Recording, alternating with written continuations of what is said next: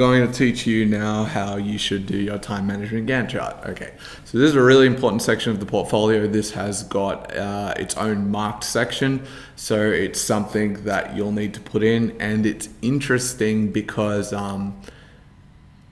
okay, so the portfolio in terms of the size of the font has to be size 12.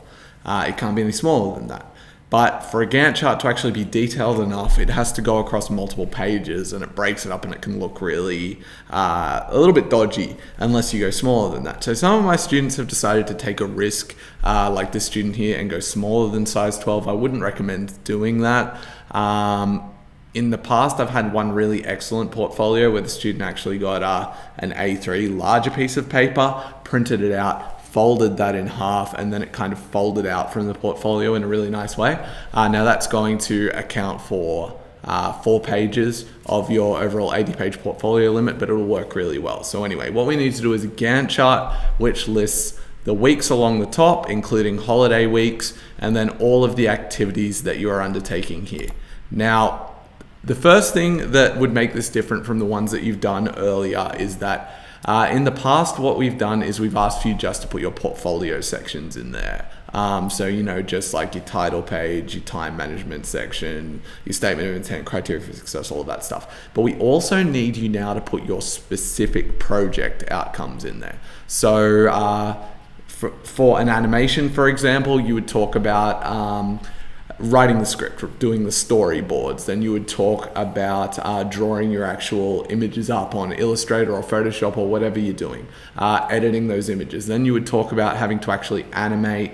Then you would talk about putting effects in, rendering, all of those sorts of things that are specific. If it was a live action film, you would talk about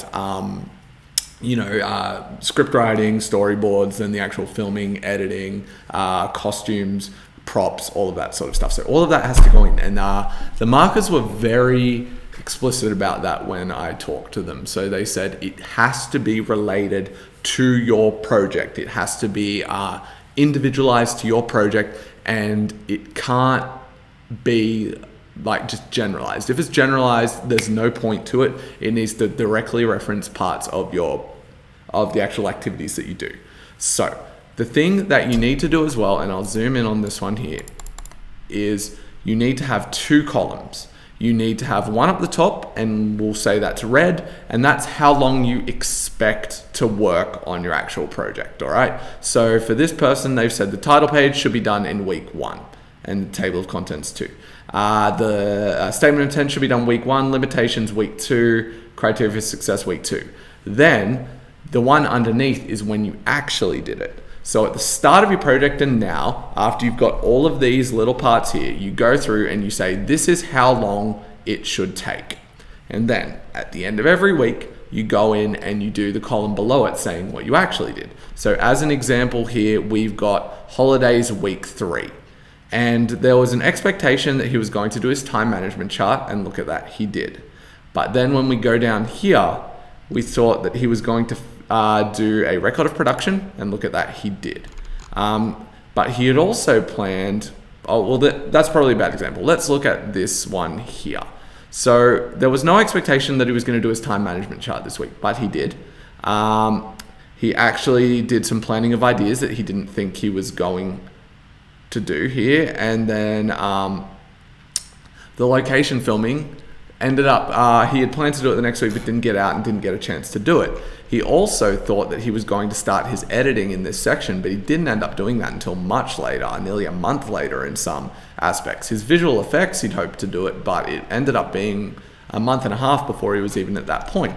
So you need to go through every week, and you can't not do this, okay? And so then what you do, and we'll skip through this finance section because that's the next video.